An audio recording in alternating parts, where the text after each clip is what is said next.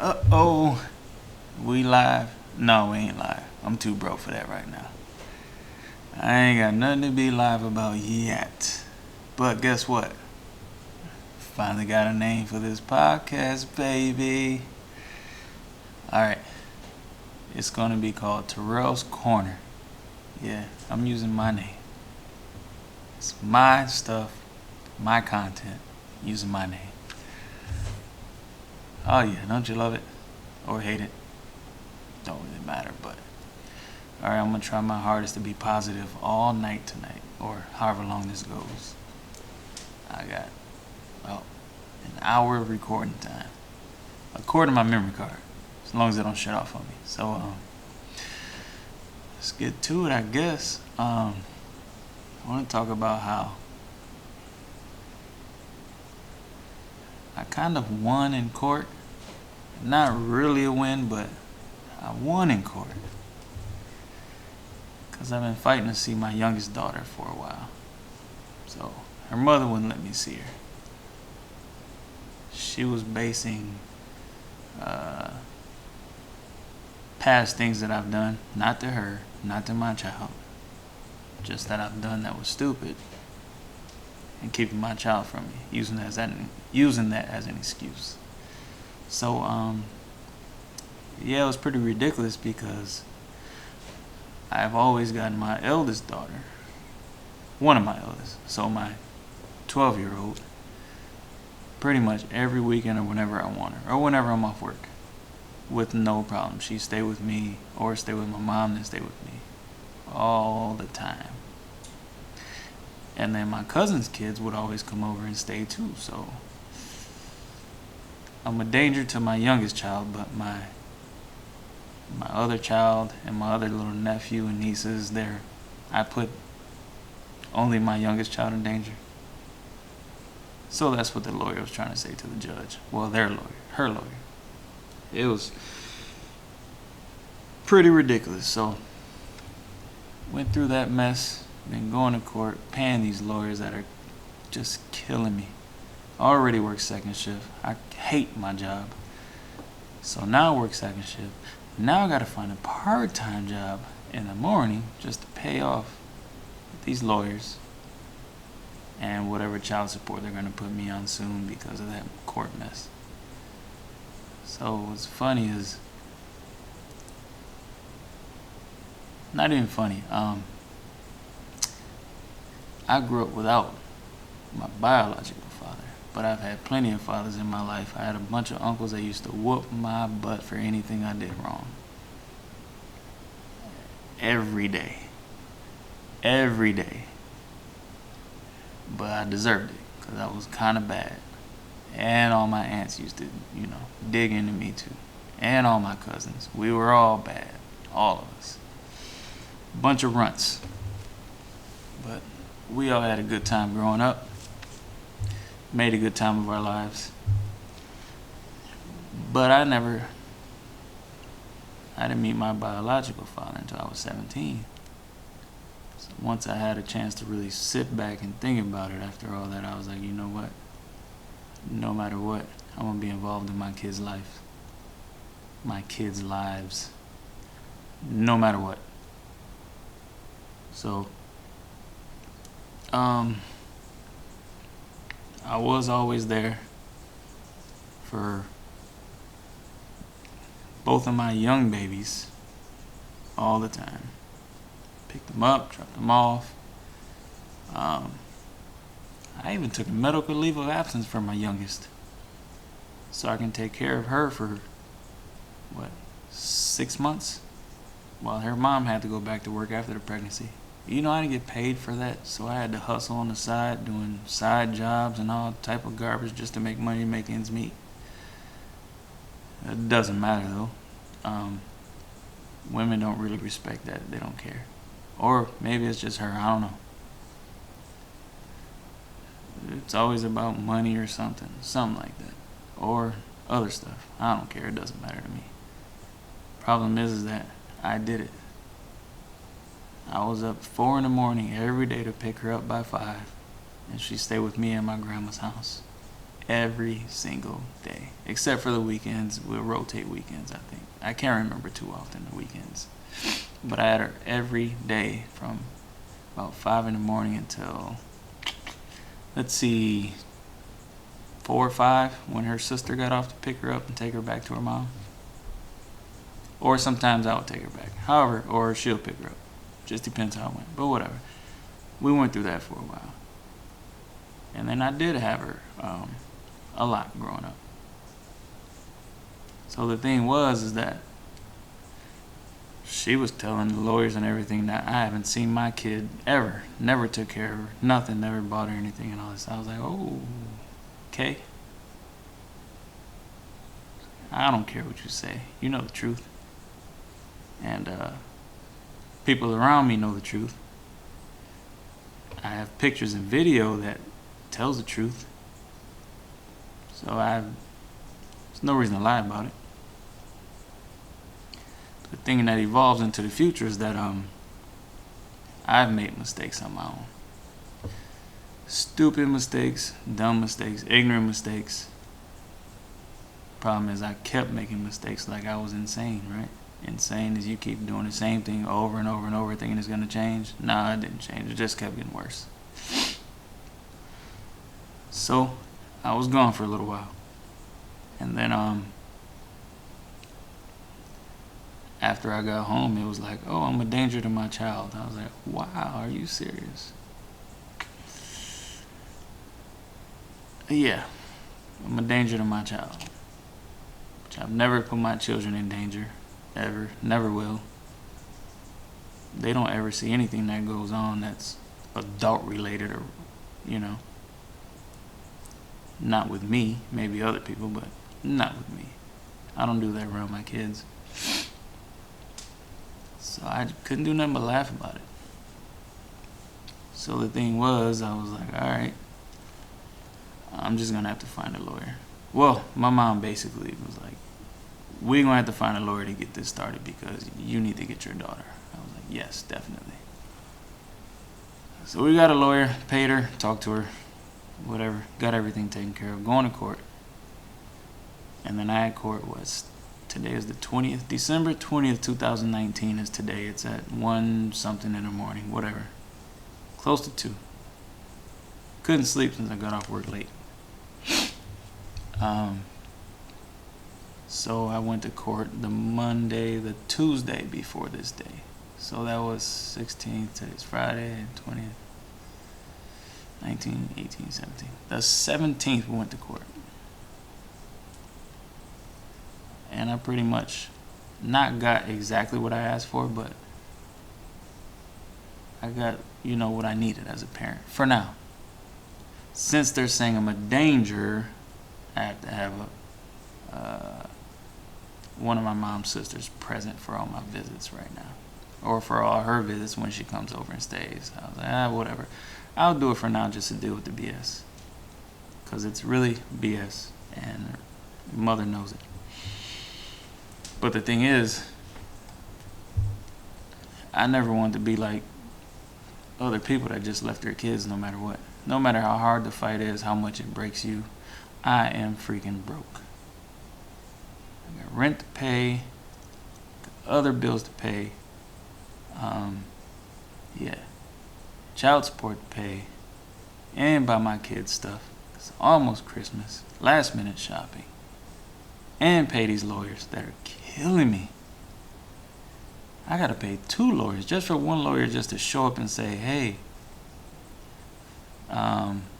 your house is nice. Yeah, there's a room for your child. She can stay here for 10 minutes, 20 minutes maybe. And that's it. She walked out. Ridiculous. I guess that's Illinois. They're going to do anything to take your money. You go to court no matter what.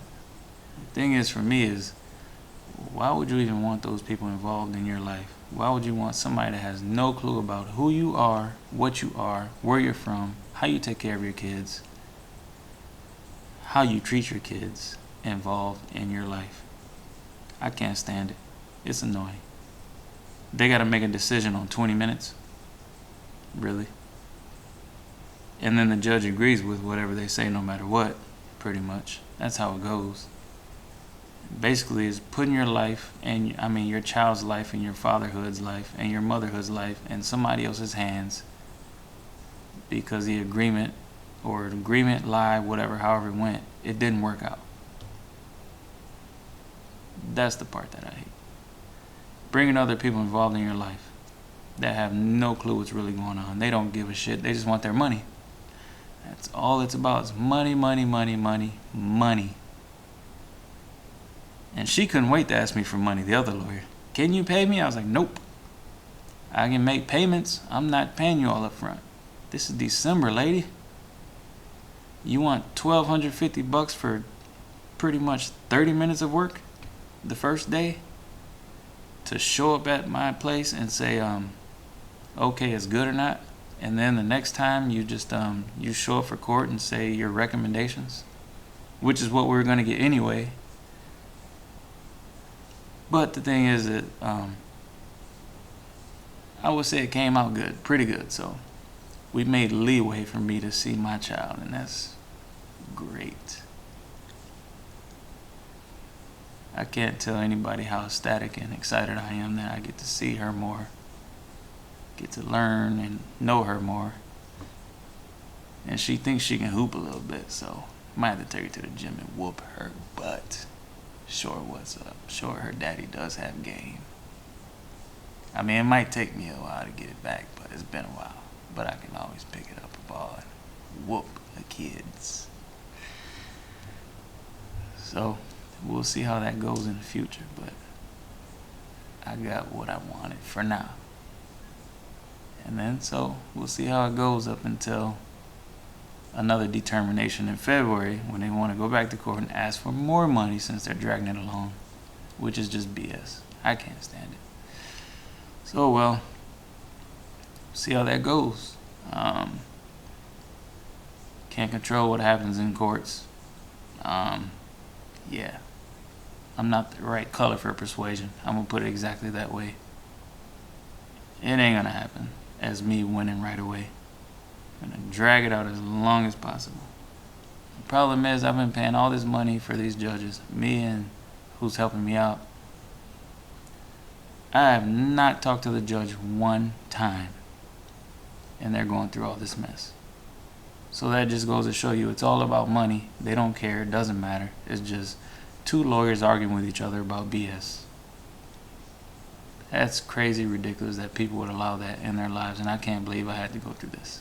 But you know what? It does not matter because I'm going to fight for my kids no matter what. All of them. I would rather be for them, be there for them, be poor, broke, or homeless. It don't matter. But I'm going to be there for them no matter what. No matter what it takes. And I don't care who sees this, but please respect the men in your life that are trying to be parents. And stop using a child as scapegoats for money and whatever else. Because mothers, that ain't right. Whether you agree or not because you're just worried about money, have a conversation. Try to. Do something because it ain't worth it going through that process. Because then you make your child part of the system. System that never ends really once it starts. Because you finally get them in there in your name and saying you guys can't agree, so they make all the decisions for you, which is ridiculous. I can't stand it. I know plenty of other fathers that can't stand it either, but they have to go through it because the mothers just, I don't even know how to explain it. They're just using their child as bait. Yeah. That ain't a good word for it, but it works. Child is bait to get the old man on the hook for whatever the hell the mothers want. Sucks. But we live through it. Every single day, parents are going to court for BS like that, which I hate it. I can't stand it. But I'm just happy that things turned out pretty good. So hopefully by the end of February when I go back to court, things will be even better. We'll see. We shall see. I feel like I'm hyper tonight, man. I feel good, though. I feel good about that. But I said I was going to try and be positive all night, but I got to go through this garbage about work. Oh, my God. We got some dummies that I work with. Let's put it this way. A guy that's supposed to be a lead, he lied to me, said my job was in danger, and said I wasn't where I was supposed to be when I was supposed to be in all this mess. And right after he said that, I asked the supervisor, I said, hey, were you looking for me since the lead said that you were looking for me because I wasn't where I was supposed to be? The supervisor looked at me dumbfounded. He was like, what are you talking about? I don't even know what you're talking about. I was like, wow. So this guy's just lying to get his rocks off? Make me feel like my job was in danger? I mean, I hate the job anyway. They fired me, I really wouldn't care. I really wouldn't care. It's a terrible job. Slave job. Family-owned business that's a slave job. Later on in this podcast, I will say where I work. Just won't do it yet. And I'll tell you exactly what's wrong with all that place. So this dude did all that. I was like, and then he was vulgar with it, using the F word and all that mess. And I'm like, who are you talking to? I don't talk to you like that. And I don't deal with that mess. I was like, don't even try it. Don't talk to me like that.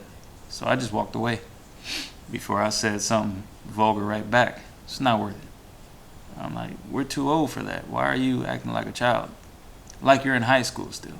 You got to argue with words that are meaningless, that are only supposed to use to prove a point, but you're not proving a point. You're lying. So I walked away. I was like, I'm done. I ain't talking to you no more. Don't talk to me no more either. And then I was like, all right, I need to talk to somebody in upper management. Man, my nose keeps running a little bit. Upper management. So I came in early. Monday or Tuesday? This just happened last Saturday, whatever date that was, 16, 15. I think it was the 14th of December. The Saturday before this. And I talked to upper management. Well, before that said, another guy had another run-in with the same lead, supposedly lead. And another guy was a kid that was like 19. So they said, not even him, even other people said that, yeah, the lead was going off and cussing at him for a while. Vulgar language. Like, why are you abusive, Verbally abusive to me and the other guy. I didn't get a chance to talk to him because I'm not talking to him no more. Keep him away from me as far as possible. I won't talk to him. I don't want to get into it. I don't want to talk to him. I don't have nothing to say to him to keep myself in a positive light while I'm at work. I don't want to deal with the BS.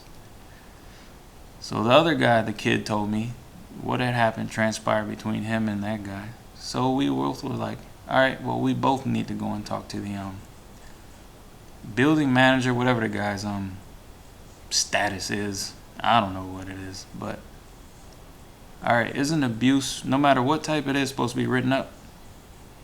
Supposedly, look at quotes. Hey, any type of abuse in the workplace is supposed to be written up, no matter what, right? So we both go with we both talk to our union steward. There's only first shift, so we have to go in early to talk to him. And we talked to him, told him our stories, whatever, blah, blah, blah. He said, oh, all right, definitely. That guy's been getting complaints about him for a while. He shouldn't even be a lead anymore. He's been getting complaints for a long time, even before I started, he said. I was like, wow, he's still allowed to do this mess? To treat people like trash, or try to? So, we went to the office and waited on the building, I don't know what the guy started, building manager, building supervisor, I don't know, whatever. So we got down and talked to him, told him the situations about what happened between The other kid went first. Then I went. But then when I went, I was like, hey, I want a written report of verbal abuse. Here's his exact words. We don't do that here. I'll talk to him. I'll take care of it. I was like, you'll take care of it? Where's my report at for it? Like, what kind of BS is this about you'll talk to him, you'll take care of it? What kind of trash is that? That's ridiculous, dumbfounded, and seemed like protective or something. That's the way I thought. You protecting a friend or something? Yeah, that's ridiculous. I was like, okay, really? So you're not even going to write the dude up, but you say you're going to talk to him and take care of it. And the union steward looked at me funny when I asked him that. I was like, this is ridiculous. In my head, I didn't want to say anything out loud to the guy. I was like, you know what? I'm out of here. It's not even worth talking to this dude anymore. It's like, I had a little bit of respect for him, but after that, I don't. It seemed like they don't give a damn. It's like, show up, go to work, be a slave, go home. My problem is, I'm not going to lay down and let nobody talk or do anything to me derogatory and define me and treat me like trash. I don't care where the hell I'm at. I don't care if it's the president. I'll tell you, shut the hell up. I ain't the one to be talking to like that. We're all respectful people. If I respect you, you respect me, and I respect everybody. I can't even tell you the last time I've even disrespected anybody besides on a basketball court, but that's normal. Once you step inside those 90 feet, I'm going to try and kill you. But this is different. This is life. This is our livelihood. We work this job to pay our bills and to live. And this dude just said, I'll talk to him. I'll take care of it. We don't do reports for verbal abuse. Wow. And I wonder how this is going to be found if they find it. I don't care. I hope they do find it, but I won't say the name of the company. I will later on in this podcast once I get the hell out of that place. So the thing is, as soon as I walked out, well, me and the other kid walked out of the meeting. The union steward stayed to talk to the supervisor, or whatever the hell his namesake is. I don't know. Who cares now? I don't even want to talk to him anymore. Ever. So we walked out, and then the union steward caught me walking back to where I was supposed to work for that day. He was like, hey, Tarale, you know what? Talk to me. Let's talk before I leave. Okay. Hold up. Get a napkin. My nose is running. Sorry, people. It's what happens when December hits and it starts getting cold out here in Illinois. Terrible. All right, so he said, let's talk before I leave. I was like, all right, just find me whenever you can. So I was just on break before he left, and he came and talked to me. He was like, you know what? Yeah, I told you that dude's been complained about for a while. He should have lost his lead position, and he doesn't know why. He's even asked union stewards, other people, like, why does he even still have it? But nobody can explain it. I said, look, I don't care. He's not going to treat me like that. I said, I'm finna go to somebody else. He was like, all right, good. I'm going to give you the union manager for the area, whatever is president of the union, I don't know. It was his boss pretty much for the union. He said, call him, make sure you tell him your exact story you told me, and he'll get down to the bottom of it. So I definitely did that, but then me and him been playing phone tag because of our schedules. He's been meetings in the morning, I'm off in the morning, I go in second shift. So, but I know we'll contact each other soon. But besides that, I'm going to human resources and I'm going to file a real complaint. And they thought I'm going to stop at there. No, I'm going to keep going because there's plenty more options, but people just don't know what to do. They just take it laying down. Like, it was a few other people I know that worked there. They told me that they got into it with him because of him using vulgar language, trying to tell them what to do and where to go and all this. Being very disrespectful. But they didn't walk away and go to management and complain. They sat and argued with him and cussed him back out too, so that, didn't pan out to be in anybody's best interest to go make a complaint about. I was like, nah. Now we need to go and complain. Now we need to find out how to make this situation better, how to make this job better without this dude, because he's really the only one that's the problem. Problem is, why does it seem like management protects this dude? I mean, I know all you people that have jobs have somebody around there like that. You're like, why is this dude still here? He's just ignorant to the 100th degree. God, just has no clue what the hell he's doing. But he's still there. What do you do about it? Nah, you don't fall down and lay down and just let it happen. You build a rapport with everybody in management, whatever, if you can. You go to human resources, you go everywhere you can, even outside of your job. Call the state board, whatever. Do everything you can, because if you're mistreated at work very badly and you notice something that seems not right, look up your rights, people. Look them up and figure it out.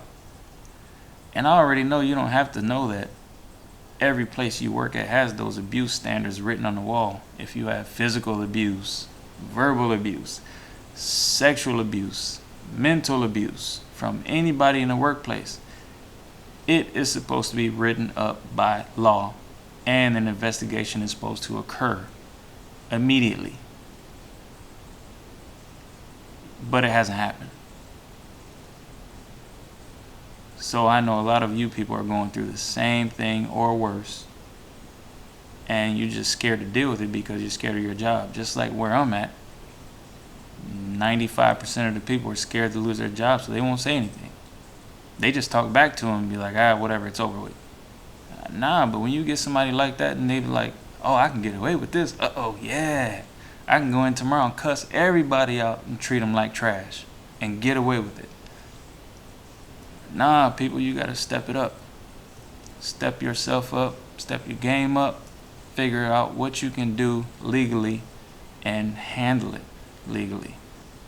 Make sure all your facts are straight and everything. If you got witnesses, man, tell them step forward. Don't be scared. So that's the situation I'm in right now. And I'm so happy that I'm going through it because I don't care. I got to make it happen. Yeah, that sucks. So, alright, with that, I can't believe that I had to go through that mess. But, alright. Let's see. Next topic. Happy day, right? Trying to be happy. So, I talked to a friend of mine that does real estate. I was like, hey, man, I need to fix my credit because I want to buy rental properties. I'm tired of living off these checks like this. It's time to be entrepreneurial and make this money cash in for myself and try and find a way to make generational wealth for my kids, their kids, and keep it moving forward. So I said, let's do this. What can we do to fix my credit and all this so I can start doing all that? The thing was, he was like, man, we tried this before, years ago, but I wasn't in the right state of mind years ago. I was messed up a little bit. But then he was like, man, you know what? There's really no place he can trust around here in this area in Aurora, Illinois that can help fix your credit. And then there's no really online, because once I looked up online, fix your credit and all this mess, you get 100 different companies, which I'm not giving them my information and paying them to try and fix my credit. I don't trust them at all. So luckily, he has a family member that just moved from Puerto Rico that works for a business in a company in Florida, Kissimmee, Florida, that fixes your credit and works on it. I was like, oh yeah. I contacted them, but the problem is she moved from Puerto Rico to Florida, so her English is pretty flawed. So she had to use, Google Translate to talk to me pretty much. The thing was, so she couldn't really talk to me at first. I had to talk to her supervisor. It didn't work out, whatever. She was so quick to try and get off the phone just to get my money and blah, blah, blah. I was like, I don't know if I trust this. So then she texted me later saying, hey, can me, you, and her cousin talk, the one that's the real estate guy that I'm cool with? I was like, yeah, definitely. Let's talk. So we talked, and she explained everything to me about how they do it. And you know what? It was the most trustworthy explanation I've heard from a credit fixing agency ever. And I trusted them. So I signed them to my, help fix my credit. And what's great about it is I got a little family hookup, but no matter what, if my credit gets fixed, they still work on my credit for 15 months. It doesn't matter if they fix my credit tomorrow or the next day, but the contract is for 15 months. So let's say somebody does steal a credit card. Yeah, I had a credit card. Since Equifax lost my information, somebody got a credit card in my name and maxed it out. I had no idea about when I was working on my credit. That's crazy. So, yeah, I had to go through that mess. Stolen identity, pretty much, because Equifax couldn't keep their stuff secure. Yeah, terrible. And then, so she explained to me how they do it. It was great, and I don't want to explain how they do it because I'd rather have, my real estate friend do it.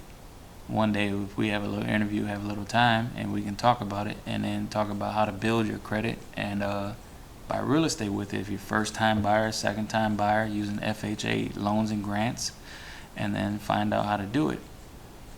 That would be a good show. So, I don't want to talk about that now, but she explained it great, and I believed in it, and I did it. So we're going to work on my credit to see if I can start buying, multi-unit homes.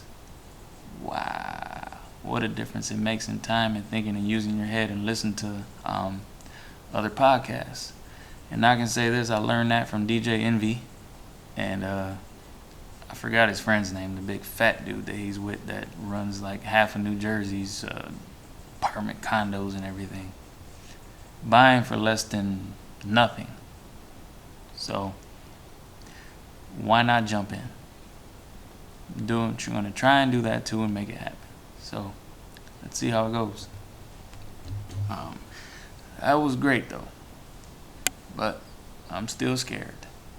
It's always nerve-wracking when you never know what company you're working with. You don't know exactly how it's going to turn out. But guess what? You got to take a leap of faith, people. You just never know where that leap is going to take you. Sometimes you'll drop 2 steps behind, but then sometimes you'll jump 10 steps forward. You just got to take a leap of faith and keep working for it. And I'm not stopping because I want my kids to be taken care of. I want to be able to pay for their college without worrying about them going to school, taking loans out like I did, using financial aid like I did, and all that mess. Oh yeah. Positive note too again, numbered, I don't know, 4, 5, 6, I don't know, whatever. But for tonight, I'm starting school again in January to finish my degree. For all the people that know me, I've been working on my damn degree for 20 years. So I've been working with the damn school for, what month is this? It's December, so maybe since July, August, maybe even earlier than that, working with the school trying to find out what I need to graduate. All I need is 3 classes, not even just anything classes. I just need credits. So 3 classes of credits and then I graduate. Isn't that crazy? 20 years been working on this. And all I just want is the piece of paper to just say I did it and show my kids that doesn't matter how long it takes. You keep working for something, you can make it happen. And the world too, that, hey, you can make something happen no matter how long it takes. Just takes. Just keep fighting for it. Keep working for it. Yeah, it might be hard as hell sometimes. Believe me, it's hard. Whoo, it's hard. So I start classes in January 13th. And the problem is, I'm working full time, starting second shift at 2 p.m. I'm looking for a part-time job from at least maybe 6, 7 in the morning till 12 p.m. every day, so I can get some more money since I'm broke paying these lawyers and all this other stuff. But they're speedy courses. So I got 3 classes from January to the end of February. I got a lot of work to do. And they're all online. The problem is procrastination kind of sets in sometimes. Whoo, yeah. I gotta stay on it, for real. Every night, every day, every chance I get, talk to the teachers and get it done. But yeah, I got 2 months of school and I finally graduated with my bachelor's. God, it took a long time. So, man, all I can say at the end of this is, fight for yourself, people. Fight. It ain't about hope. I mean, you can hope forever, but if you ain't fighting for it, there ain't even no hope for you. Changes don't come by sitting back hoping and thinking and believing. You can believe all you want, but you still gotta fight for it and do it. Even though I believe in God too, I still pray every day when I eat and everything, but I still have to do it myself. I believe it's gonna happen, but that's because I'm putting in work. It's a lot of work. I got a long way to go still, because it ain't gonna happen overnight. It takes time, takes patience, takes hard work, takes dedication. And I'm not gonna get any sleep once January 13th hits, my first class starts. At all. Gonna be a lot of typing, finger cramps, carpal tunnel in my wrist maybe, and then going to work. Yeah, it's gonna be hard work, but well, hope you enjoyed this episode of Tarale's Corner. Finally got a name, and I love it. So I don't even know what show this is yet. It depends, because I had some other shows I might not even put up, but love y'all. Peace and good night.